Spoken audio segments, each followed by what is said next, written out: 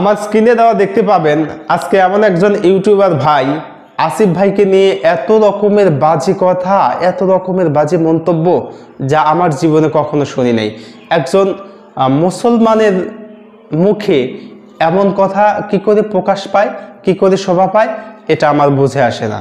কারণ আসিফ ভাই একজন আলেম মানুষ, তার ব্যাপারে এমন কথা বলতে একটুও কি বুক কেঁপে উঠল না? তিনি এরকম বলেছেন যে আসিফ ভাই নাকি তার চাচির সঙ্গে অবৈধ মেলামেশাভাবে সম্পর্ক করে। আবার আসিফ ভাই যে বলে দ্যাটস এনাফ ফর ইউ, মানে তার এরকম কথা। আসলে তিনি স্টাইলিস্ট মানুষ, তিনি সুন্দর করে সাজিয়ে গুছিয়ে কথা বলতে পছন্দ করেন। তার কথাগুলি তিনি বলেছেন যে তার মুখটা দেখেন কত কি বিশ্রী ভাষায় কথা বলছে, যেটা আমি বলতে পারবো না। তার মুখটা নাকি শুকুরের মতো দেখা যায়, কুকুরের মতো তার আকৃতি, তার মুখটা কেমন করে দেখায়। এই যে স্ক্রিনে যে দেখতে পাচ্ছেন যে ইউটিউবার ভাই আছেন, ইনি কিন্তু এই আসিফ ভাইয়ের ব্যাপারে অনেক রকমের মন্তব্য করেছেন। তার চাচির সঙ্গে নাকি তার অবৈধ সম্পর্ক, তিনি নাকি প্রেমিক পুরুষ, বা তিনি ট্রু লাভার, বা ইত্যাদি ইত্যাদি ইত্যাদি এক্সেট্রা এক্সেট্রা।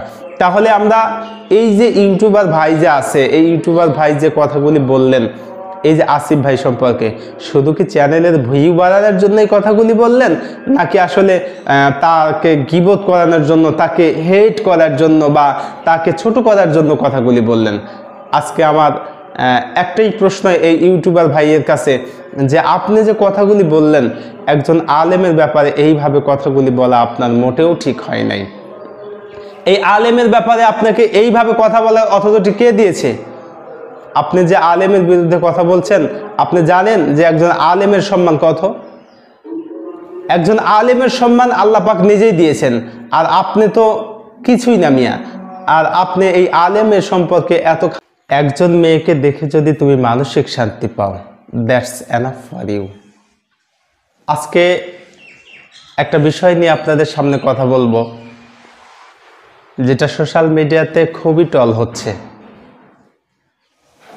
মাওলানা আবরারুল হক আসিফ একটা কথা বলেছিল যে একজন মেয়েকে দেখে যদি তুমি মানসিক শান্তি পাও, দ্যাটস এনাফ ফর ইউ। এমন একটা কথা সাম্প্রতিক ভাইরাল হয়েছে, যে বিষয়টা ইউটিউবের বিভিন্ন বিষয় থেকে বিভিন্ন বিষয়ের উপর বক্তব্য ছিল, সেই বক্তব্যের কাট ছাট করে সেইটা ইউটিউবাররা ছোট করে সামনে দিয়ে দিয়েছে। এই বিষয়টা অনেক ট্রল হচ্ছে, যে একজন মেয়েকে দেখে যদি তুমি মানসিক শান্তি পাও, দ্যাটস এনাফ ফর ইউ।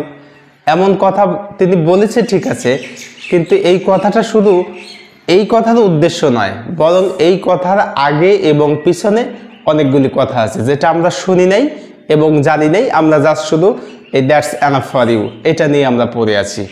তো এই আজকের এই বিষয়টা হচ্ছে সেই সকল ইউটিউবার ভাইদের জন্য, যে ইউটিউবার ভাইরা বর্তমান সমাজের, তারা একজন আলেম মানুষ, এই আলেমদের বিপক্ষে গিয়ে তাদের এরকম কথা বলা আদৌ শোভনীয় হচ্ছে না। কারণ তাদেরকে নিয়ে যেই পরিমাণ কুৎসা রটনা, যেই পরিমাণ গীবত এইটা চলছে, আসলে এটা তো ঠিক নয় ভাই।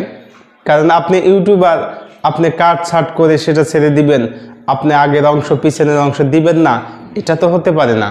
কারণ আপনি যদি দেন, পুরো অংশটাই দিয়ে দেন, পুরো অংশটা দেন, যাতে করে মানুষ বুঝতে পারে যে হ্যাঁ, তার এরকম একটা বক্তব্য তিনি দিয়েছেন, আর এরকম বক্তব্য দেওয়াতে আজকে সোশ্যাল মিডিয়াতে ট্রল হচ্ছে। আলেমের সম্পর্কে এত খারাপ, এত বাজে মন্তব্য করতে পারেন, এগুলি বাদ দিন আপনারা।